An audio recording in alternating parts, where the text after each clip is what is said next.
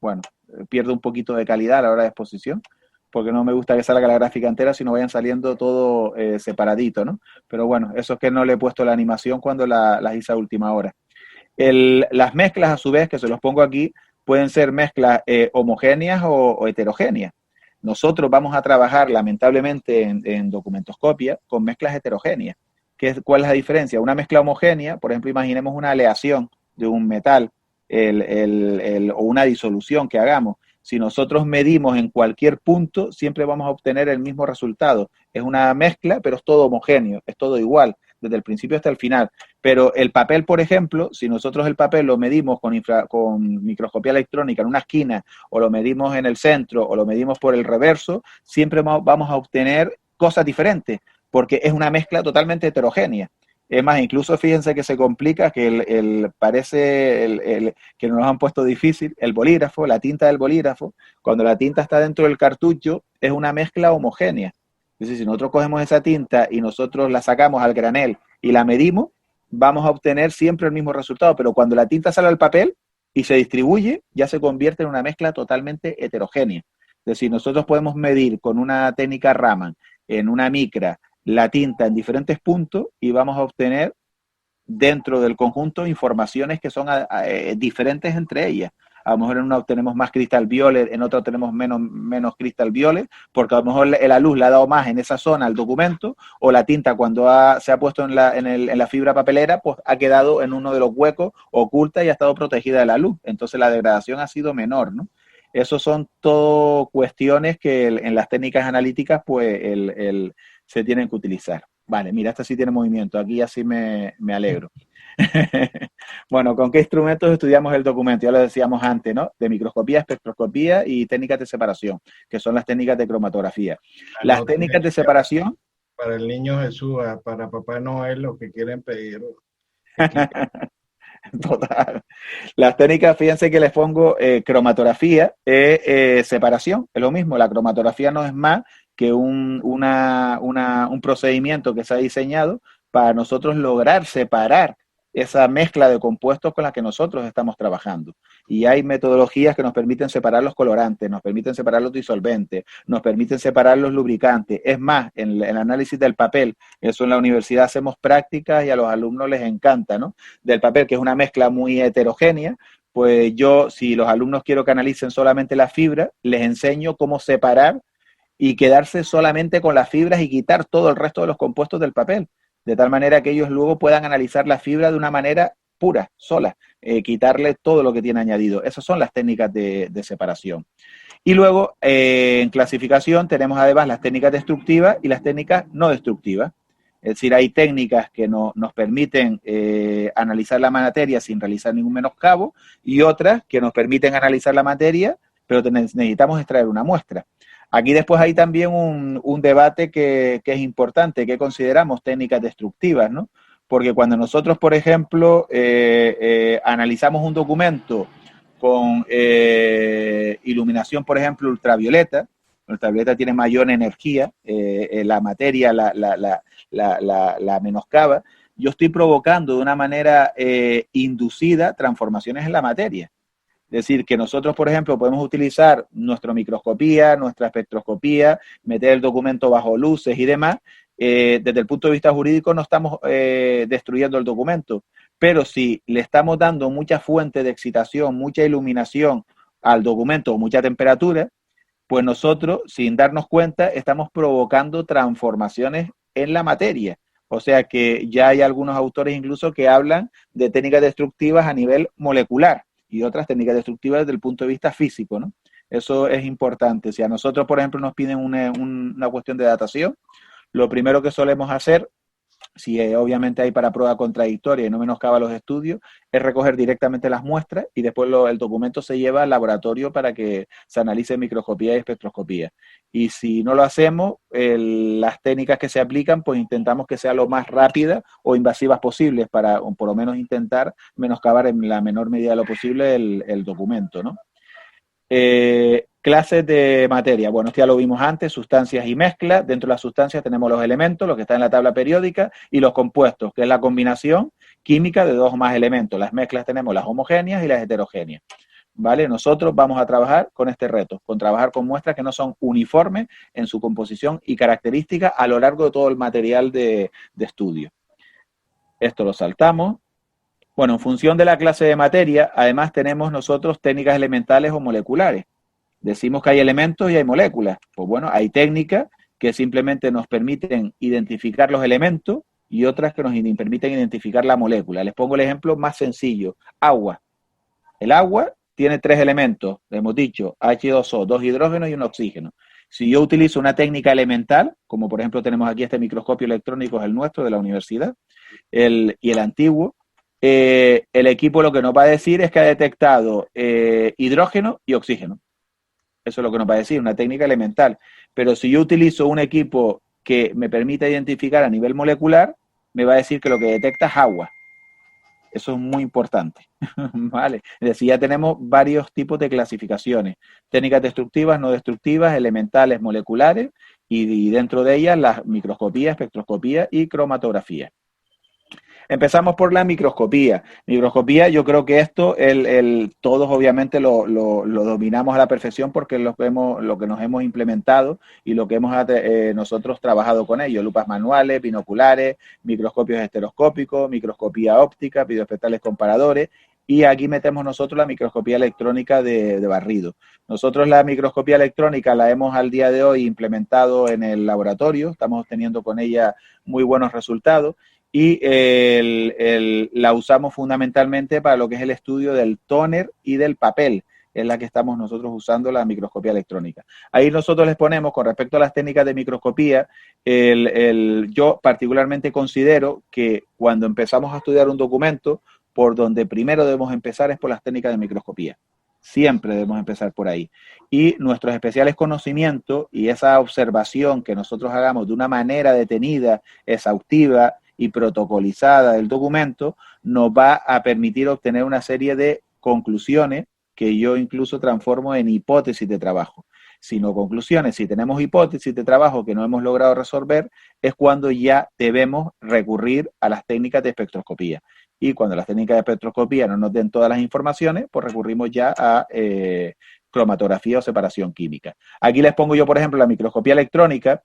En la microscopía electrónica, fíjense que esta técnica, yo no sé en los diferentes países, Raymond, pero aquí en España, en el año 2018, la Universidad de La Laguna ya implementó optimizó una metodología para el análisis del tóner y del papel con la microscopía electrónica.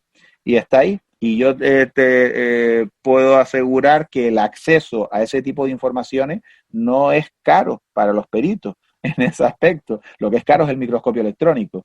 Y comprar un microscopio electrónico tampoco tiene sentido porque manejar este instrumento es, desde mi punto de vista, absolutamente imposible, salvo que te formes específicamente en microscopía electrónica. Realmente los que trabajan en microscopía electrónica son técnicos que están formados solamente para el manejo de ese tipo de instrumental. Microscopio electrónico, y les pongo un poco las informaciones que nosotros estamos obteniendo con ellos. Generalmente vamos bien de tiempo porque... Mira, en realidad no tenemos que ocuparnos de eso con toda la calidad que nos está brindando. Así que, es decir, ya pasamos el tiempo, pero yo no es perder el tiempo decirte que te apures. Es decir, vamos a aprovechar tu tiempo a favor de la ciencia y a favor de la difusión. Así que, avanti. Perfecto. Vale, intento dar un poquito más de celeridad. Bueno, lo bueno de los microscopios electrónicos es que trabajamos con electrones. Y al trabajar con electrones, que es mucho más pequeño que un fotón, que la luz, pues obviamente eso nos permite observar de una manera más profunda la materia, ¿no? Los microscopios electrónicos son técnicas elementales, es decir, los microscopios electrónicos lo que nos van a dar son informaciones de los elementos, no de las moléculas de la materia. Eso es un aspecto que en cierta manera es complicado, porque si yo analizo me va a decir, pues aquí hay hidrógeno, carbono, oxígeno, pero no me va a decir que hay una molécula concreta. Las limitaciones que tiene este tipo de metodología o instrumental, y para la cual nosotros tuvimos inicialmente problemas, es que el papel y las tintas son muy heterogéneas y no se encuentran sobre una superficie que sea lisa, tersa, pulimentada. Es decir, los microscopios realmente están hechos para trabajar con superficies que sean muy lisas, pero cuando nosotros vemos el papel al microscopio, aquí vemos que esto está todo lleno de como de huecos, de irregularidades, de pequeñas montañitas, pues eso obviamente para un microscopio electrónico que trabaja con electrones, pues ahí se va a encontrar una superficie que es totalmente irregular y eso es el problema a la hora de utilizar esta metodología y por lo que hay que profundizarla. Se profundiza una micra en el documento, es lo que el láser nos está dando información de una micra de profundidad. ¿Y qué tipo de informaciones podemos obtener con los microscopios electrónicos? Pues, por ejemplo, esta que tenemos aquí, es decir, un análisis de imagen de alta resolución, puesto que al trabajar con electrones, pues somos capaces de ver cosas que sean más pequeñitas. Aquí siempre te estamos viendo fibra y estos gránulos que hay aquí de color blanco posiblemente sea la carga del papel. Podría ser incluso carbonato cálcico. Nosotros en esta imagen, como veremos ahora, incluso podemos medir donde nosotros queramos. Es decir, yo puedo decirle que mida sobre este gránulo y me diga qué es lo que hay aquí. O puedo decirle que me mida aquí y me diga lo que hay aquí. Entonces, si yo, por ejemplo, le digo, oye, mídeme lo que hay aquí, pues me sale este espectro donde me dice, pues mira, hay calcio, hay oxígeno, hay calcio, pues ya me está diciendo sea CO3, que posiblemente sea carbonato cálcico, la información que me está dando. Aquí, por ejemplo, yo tengo un análisis elemental de oxígeno, calcio, cloro y silicio, medido en 5 puntos concretos del mismo papel, y vemos un poco como todo esto, todos estos elementos, datos cuantitativos, nosotros podemos interpretarlos, ¿no? En ese sentido. Y aquí, en esta que tenemos aquí no veo yo la parte de abajo, pero bueno, aquí lo que nosotros hicimos era un documento de 6 páginas, y si nosotros, por ejemplo, vemos en la última fila, que yo no la veo porque se me solapa esto, ahora sí la veo, vemos que el papel 48 y el papel 49 tienen una composición similar, el papel 50 tiene otra composición y el papel 51, 52 y 53 son iguales entre los tres. Es decir, esto, la relación oxígeno-calcio entre los diferentes tipos de papeles, hemos hallado 3 papeles en el mismo documento, 3 tipos de papeles diferentes. Por ejemplo, esto de todas maneras no es un caso real, sino es un caso que nosotros hemos analizado en el equipo. Simplemente le hemos dado 2 papeles diferentes, 3 tipos de papeles diferentes en la correlativa, y el equipo es capaz de detectar ese tipo de diferencias cuantitativas, ¿no?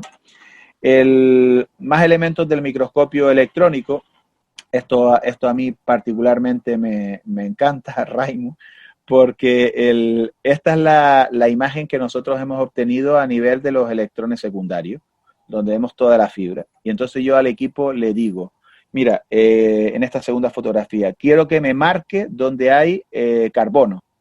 Y todos estos puntitos blancos que aparecen aquí, todo esto es carbono. Digo, quiero que me digas dónde está el oxígeno. Y él me marca todos los puntitos donde el oxígeno se distribuye. Pero ahora le digo, quiero que me marque dónde está el calcio.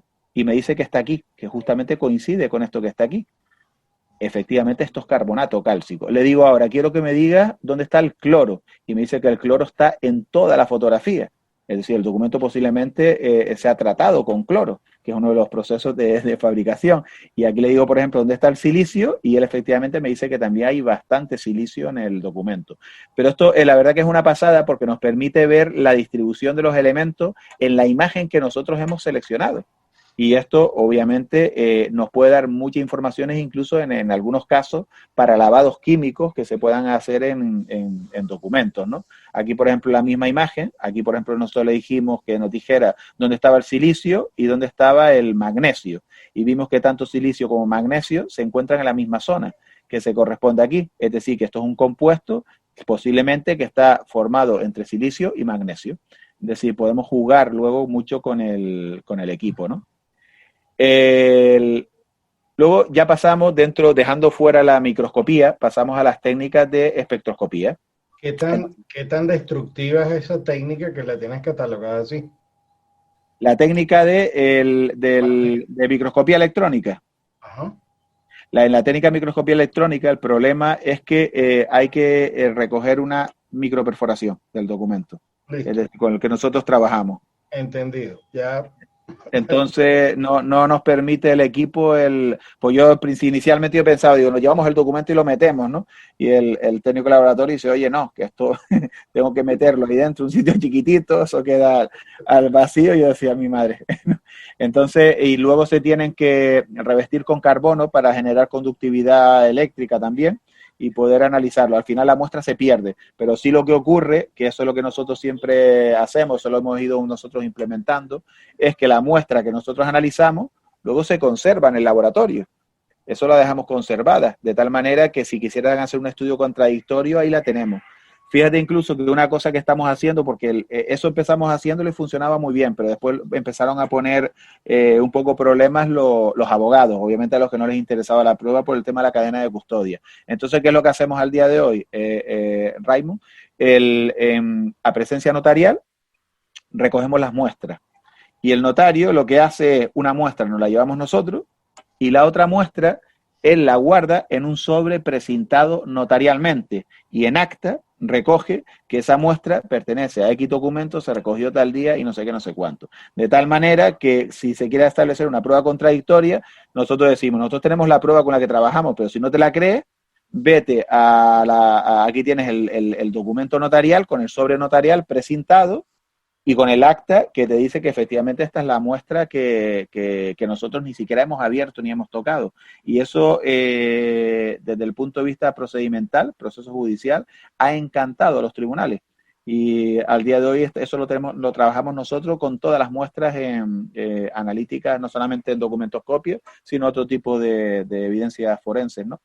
Pero bueno, son elementos, sí, yo creo que hay tanto que trabajar y si realmente, pues claro, nosotros somos 5 o 6 cabezas pensantes, pero es que dentro de nuestro mundo somos muchas cabezas pensantes y entre todos seguro que podemos montar un procedimiento fantástico, ¿no? Pero bueno, las técnicas de espectroscopía, que es el segundo eslabón, es decir, una vez que dejamos ya fuera microscopía, podemos pasar a espectroscopía. Espectroscopía puede ser atómica y molecular. Nosotros con espectroscopía atómica, que vuelvo y recuerdo, atómicas que detecta elementos químicos y molecular detecta moléculas. A mí me gusta trabajar con espectroscopía molecular. Creo que nos da mucha más información.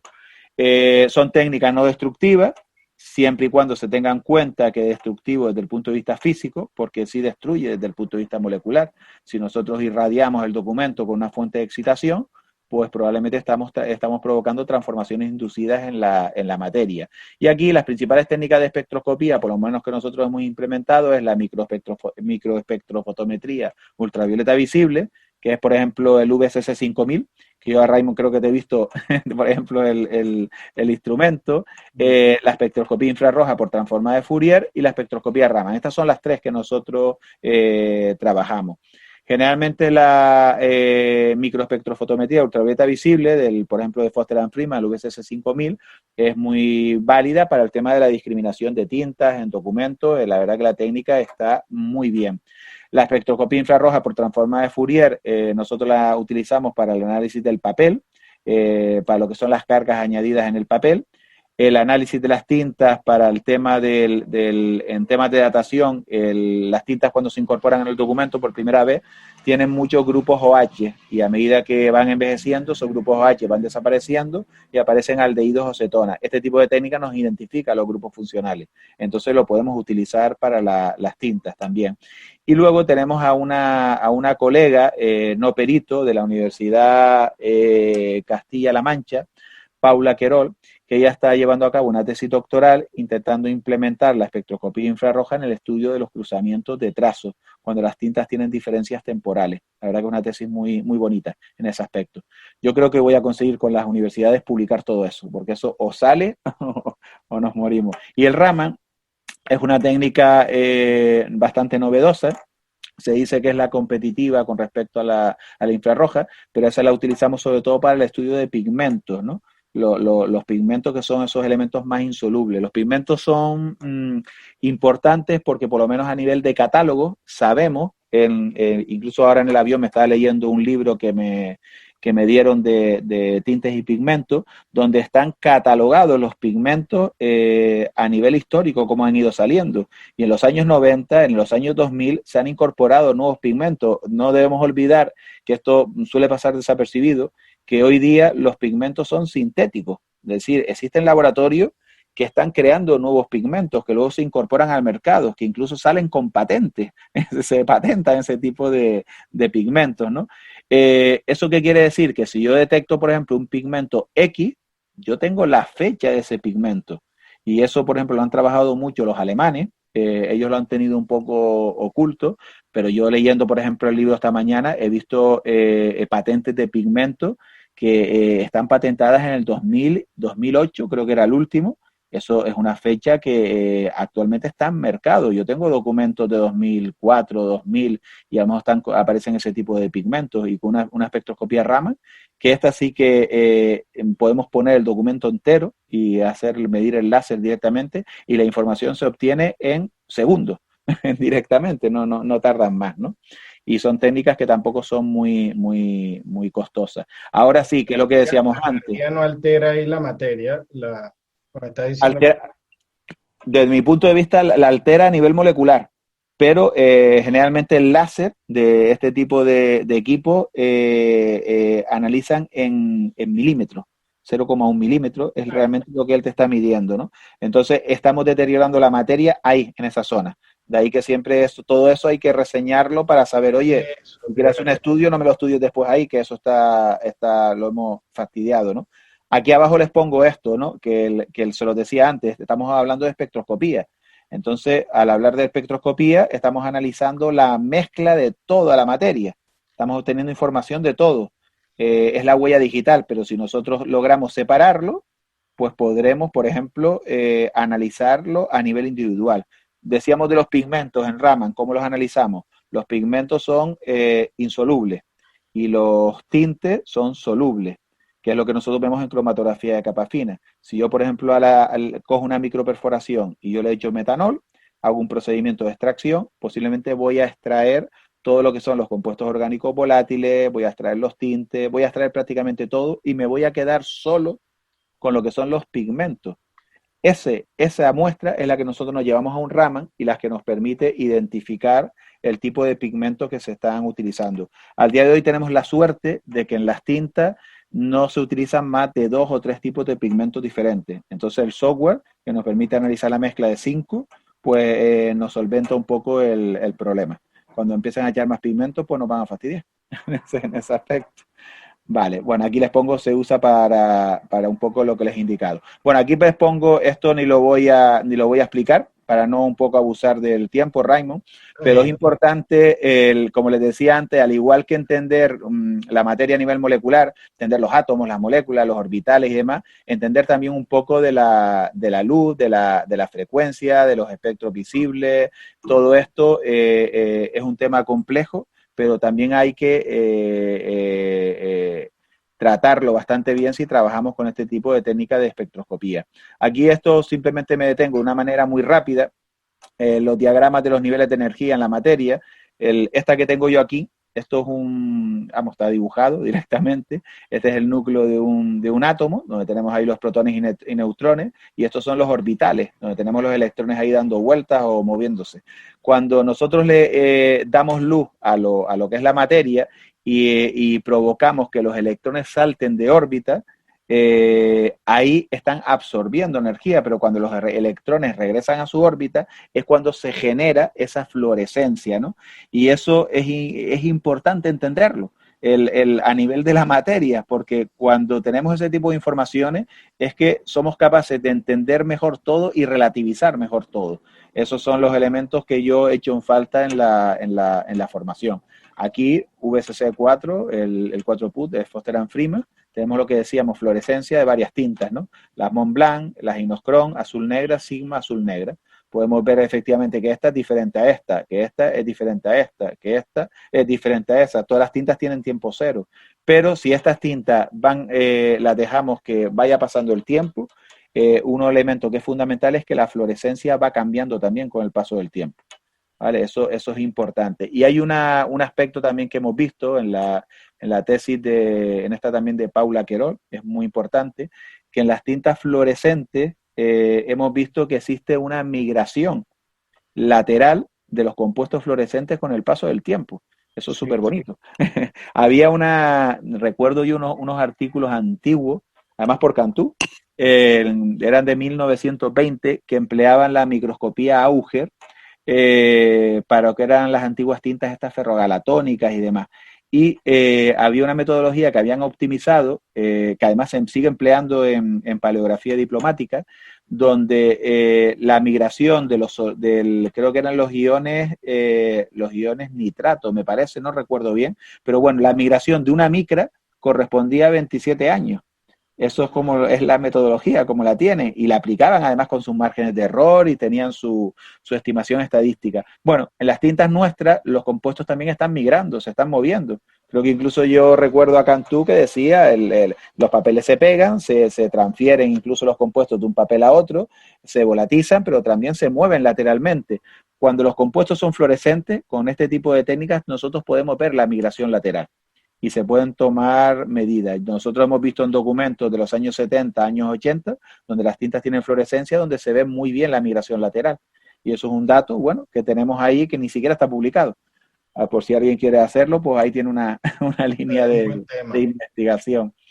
Bueno, esto es la microespectrofotometría, esto lo saltamos. Aquí lo que decimos es que, como imagino que sabrán, estas huellas digitales se crean por las transiciones electrónicas, que hemos hablado con los electrones que salten de orbitales de un lado a otro, y eso es lo que crea niveles de energía y que es lo que estamos viendo. Y dentro de la microespectrofotometría ultravioleta visible podemos aplicar por la reflectancia, absorbancia, transmitancia, fluorescencia, etc. Es decir, podemos hacer varios tipos de análisis con este tipo de equipo. Este equipo es nuestro, lo compramos de recuerdo, pues el VSC1, el primero que salió. Es un equipo, a mí me encanta para clase, porque todo aquí se maneja manual. El filtro, la luz, todo hay que hacerlo con las manos. No está automatizado como los equipos modernos. Entonces es un equipo, es maravilloso, Raymond, porque para poder manejar este equipo necesitas conocer bien la teoría. Y si no conoces la teoría, el equipo este no lo maneja bien. Yo sí he notado, claro, he notado yo a los alumnos que digo, bueno, le damos el 5000, le damos los nuevos videoespectrales que han salido, claro, está todo automatizado y el equipo lo hace todo solo. Le pone el filtro según la fuente de excitación y demás. Entonces van bien, pero digo, no, se acabó. Ahora van a trabajar con el 1, se tienen que empollar la teoría. Y yo creo que todos tenemos que pasar por manejar el VCC1, bueno, el 5000, que es el que nos dejamos. Las interpretaciones de este tipo de espectro, que este es de fluorescencia, aquí simplemente de una manera muy simple, este espectro que aparece, obviamente es del análisis de una tinta, pero es el análisis de la señal de la mezcla de todos los compuestos que tiene la tinta, porque ahí no están separados. ¿Y cómo se interpretan este tipo de espectro? Con lo que son los anchos de banda y los máximos de absorción. Eso es como se interpreta. Nosotros decimos que estas dos tintas que están aquí, aunque hay una pequeña diferencia, que puede ser por la heterogeneidad, es la misma tinta, o no vamos a decir la misma tinta, vamos a decir que tienen las mismas propiedades ópticas, porque que tenga las mismas propiedades ópticas no significa que sean la misma tinta, pero decimos que las propiedades ópticas de esta tinta son las mismas porque tienen el mismo ancho de banda y el mismo máximo de absorción. Y esta tinta es diferente porque tiene diferente ancho de banda, tiene más ancho de banda y tiene un pico de absorción diferente. Cuando nosotros vemos que eso es muy curioso, el tema que veíamos antes, el crystal violet se transforma en metil violet, el metil violet se transforma en malaquite green y van cambiando de compuesto porque van perdiendo grupos metilo, vemos que como los espectros se van rodando, se ruedan directamente. Ahora mismo la palabra técnica no la recuerdo, pero nosotros tenemos, por ejemplo, imaginemos que estos crystal violet se transforman en metil violet, vamos a obtener este mismo espectro, pero un poquito rodado a la izquierda. Y eso nos está dando efectivamente que tenemos compuestos diferentes. Bueno, Esto nos permite reflectancia, esto es una gráfica de reflectancia, colorimetría, etcétera. Estos son los dos equipos que estamos manejando, son muy pequeñitos, la verdad. El infrarrojo transformado de Fourier y el Raman, que ya hemos dicho para pigmentos y para el análisis de papel y tintas, ¿no? Y aquí, por ejemplo, todo esto lo estoy yendo rápido, Raymond, tenemos una señal de infrarroja donde estamos viendo, simplemente nos está diciendo que el papel tiene celulosa y carbonato cálcico. Lo integramos en la base de datos y la base de datos con análisis de mezcla nos va a identificar cada uno de esos compuestos. Este es el difractor de rayos X, este equipo, la verdad que impresiona un poquito la forma que tiene, y la muestra se coloca aquí y si lo vemos, funcionar va dando como vueltas alrededor, es como una radiografía que hace de la materia y se usa fundamentalmente para lo que es y determinar la estructura cristalina. Por ejemplo, este lo usamos mucho nosotros, que salió al principio para el tema de gemología. Aquí se puede colocar la gema y el equipo da vueltas alrededor, por arriba, por abajo y hace una radiografía de la estructura molecular de la materia.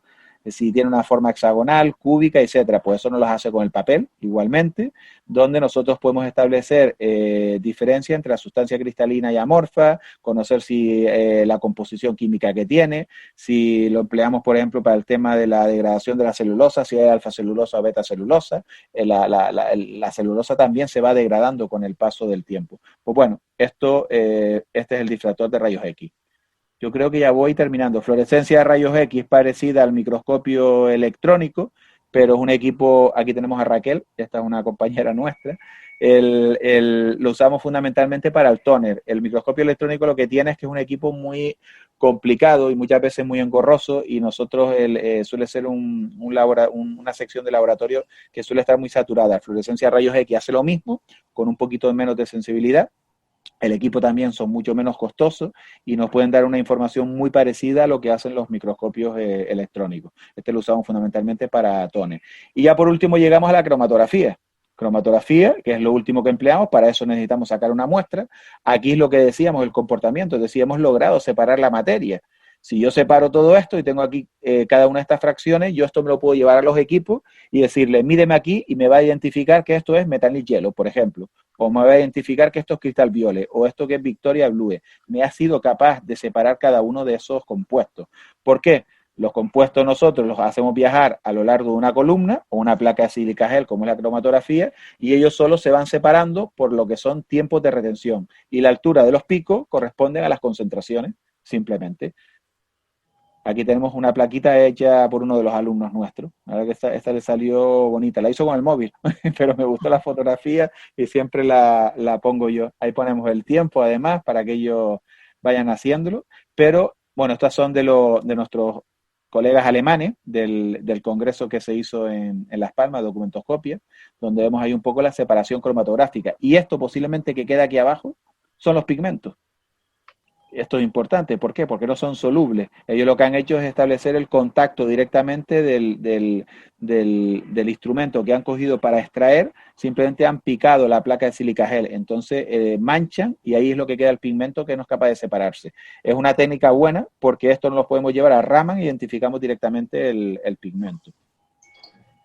Y bueno, aquí tenemos cromatografía de capa fina para los que la estén utilizando. Generalmente lo que se mide son los tiempos de retención, los RF que se llaman en cromatografía, y la densidad óptica. Hay equipos muy baratos en el mercado, espectrodensitómetros por reflexión a color. Aquí, por ejemplo, nosotros tenemos uno que se utilizan para las imprentas realmente. Suelen valer 1.500 euros, 2.000 euros. Bueno, son caros, pero en comparación a lo que estamos hablando, baratos. Entonces, si nosotros separamos cada uno de esos puntitos, podemos medir la densidad óptica, que está relacionada directamente por la concentración, por esa ley de Beer, ¿no? Ya por último, terminamos con la cromatografía líquida de alta resolución, que se las pongo yo aquí, que esta simplemente lo que nos ayuda es que no solamente nos separa los compuestos, sino además los identificamos. Nos dice, oye, pues aquí tenemos Victoria Pure Blue B o Victoria Blue B, Crystal Violet, Methyl Violet y tetrametil para rosa en línea. Estos son los productos de degradación. Crystal Violet se transforma en este y este se transforma en este. Perdón, se van degradando y se van transformando cada uno en esto por la pérdida de grupos metilo. Entonces, este tipo de equipos que son nuevos, aquí lo tenemos, cada uno de los picos que hemos visto antes separados tridimensionalmente y estamos viendo lo que vimos en microespectrofotometría ultravioleta visible, máximo de absorción. ¿Dónde absorben? Aquí tenemos la escala de colores, que es el espectro visible, desde el violeta o azul violeta hasta el rojo, y estamos viendo que se han identificado 1, 2, 3, 4, 5, 6 y 7 compuestos. Bueno, aquí atrás hay más, yo no lo estoy viendo por esto.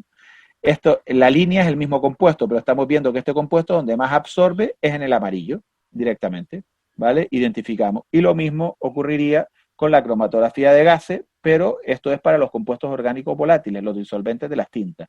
Generalmente la cromatografía líquida con detector de Oda-Ray, que es la que vimos, y el cromatógrafo de gases, nos permiten ponerle nombre a los compuestos por los detectores, son los que nosotros usamos fundamentalmente para discriminación. Para el estudio de los envejecimientos artificiales, nos están dando muchas informaciones. Nosotros, por ejemplo, voy para atrás y abuso un poquito del tiempo con una cosa interesante. Aquí nosotros tenemos el cromatograma normal de una tinta. Es decir, los compuestos principales son estos dos. Cuando nosotros nos envejecen un documento de manera artificial, lo que nos vamos a encontrar probablemente es que el crystal violet y el methyl violet van a estar muy bajitos, va a haber poca concentración, porque se los han cargado, y nos vamos a encontrar los compuestos de degradación a alturas bastante elevadas. ¿Por qué? Porque se han degradado. En condiciones naturales, si nosotros tenemos un documento de 20 años, 30 años, posiblemente los productos de degradación que van a aparecer aquí prácticamente van a estar en concentraciones muy bajitas. Si los encontramos en grandes concentraciones es porque el documento se ha sometido a un envejecimiento artificial. Eso es algo importante. Y cromatógrafo de gases, lo mismo, pero a compuestos orgánicos volátiles. Y lo importante de todo esto, terminando, es que todos los equipos tienen que tener, obviamente, no solamente sus detectores, sino sus bases de datos. Y las bases de datos que están disponibles en el mercado son las que nos van a permitir poner nombre a los compuestos y poder nosotros establecer las valoraciones. Con este tipo de técnicas, Raymond, yo creo que terminando la exposición, nosotros como expertos y con los especiales conocimientos que tenemos y la experiencia con las técnicas de microscopía convencionales, nosotros vamos a ser capaces de obtener la mayor información posible de los documentos e incluso seguramente vamos a poder llegar a conclusiones.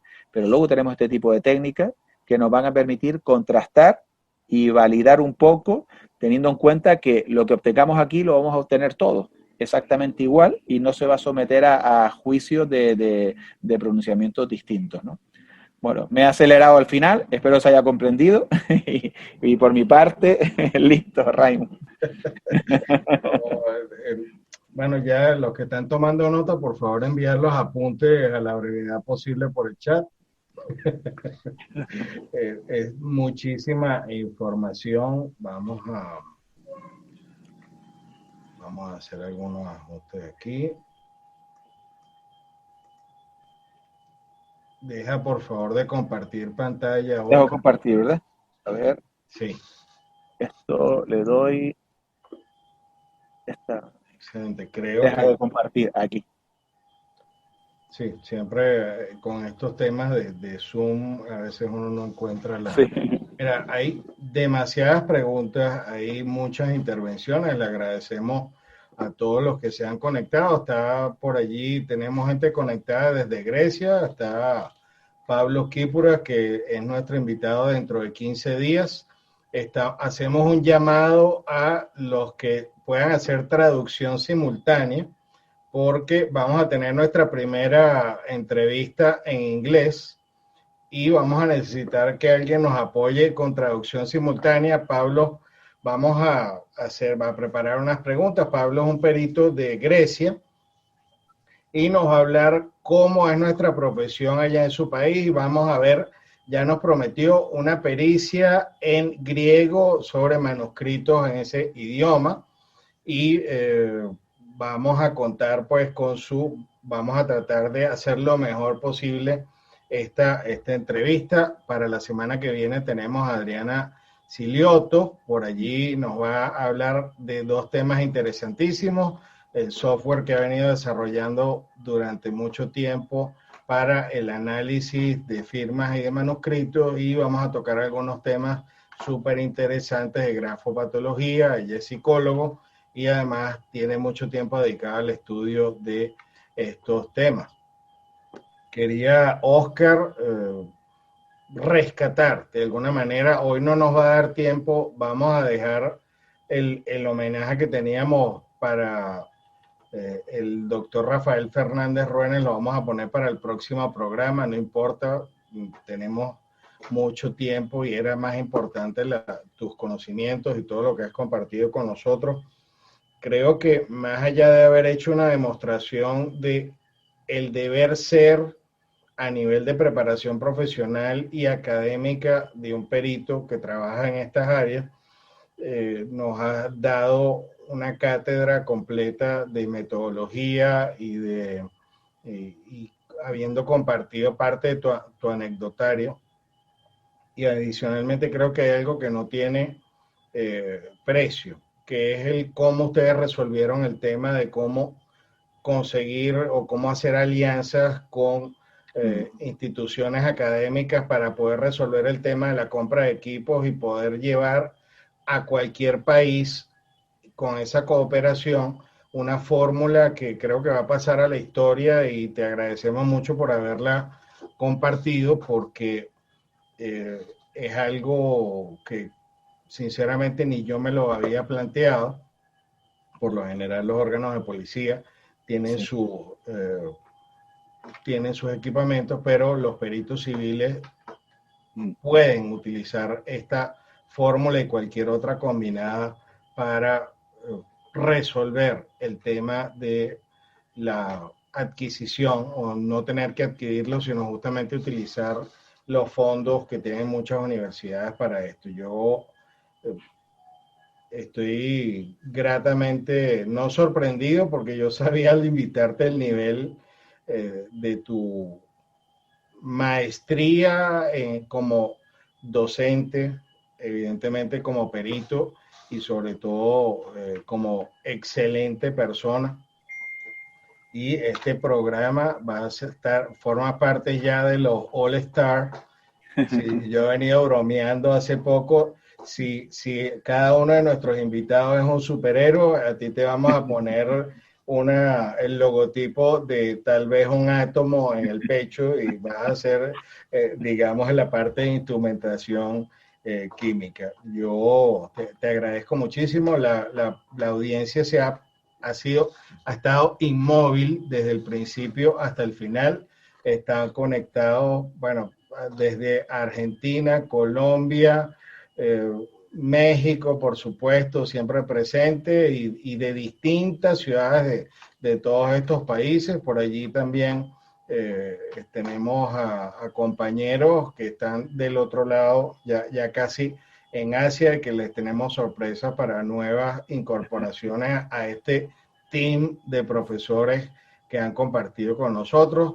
Oscar, esta será siempre tu casa, o siempre te vamos a agradecer la disposición, y sobre todo que venías de un viaje hoy, venías de todo eso, y aún así nos dedicaste este tiempo a nosotros. Para todos los peritos en Iberoamérica y a todos los abogados que se atrevan a ver esto, para que sepan que estos son disciplinas que requieren preparación, respeto, y de allí se derive, digamos, una reflexión en este sentido, y también a la hora de escoger los peritos, en los casos que se permita, pues buscar este nivel de excelencia como el que tú has exhibido el día de hoy. Unas reflexiones finales, aunque ya hemos aprendido muchísimo, yo estoy seguro que en tu despedida nos puedes dar algunos consejos. Bueno, yo sinceramente agradecerte, Raymond, y como te reiteré, que las personas que son buenas desde el punto de vista profesional y personal se les capta de inicio, y la suerte que tuve de conocerte en el Congreso en Canarias, al igual que otros muchos que veo por aquí, a Carlos que me sale siempre la foto en la primera. Agradecerles a todos el aguantar un poco este tipo de cuestiones que a veces son engorrosas, pero yo creo que son necesarias, ¿no?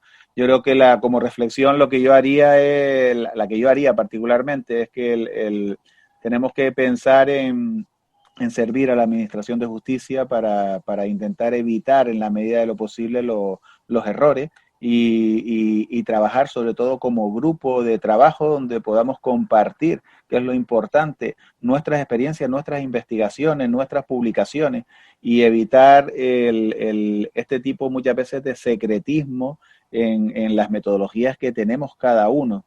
Yo creo que si nosotros, y CIPDO yo creo que está haciendo una importante labor, ahora incluso lanzando ahora la revista que quiere volverlo a hacer, el doctor Velázquez Posada, pero yo animo a la gente a investigar, publicar, compartir y entre nosotros, como a mí me ha ocurrido, para mí es una experiencia maravillosa, el que otros investigadores de otra parte del mundo y con una formación maravillosa, pues corrijan mis metodologías, mejoren mis metodologías o incluso amplíen mis metodologías. No tenemos que sentirnos ofendidos porque realmente nos corrijan algún procedimiento que nosotros estamos haciendo.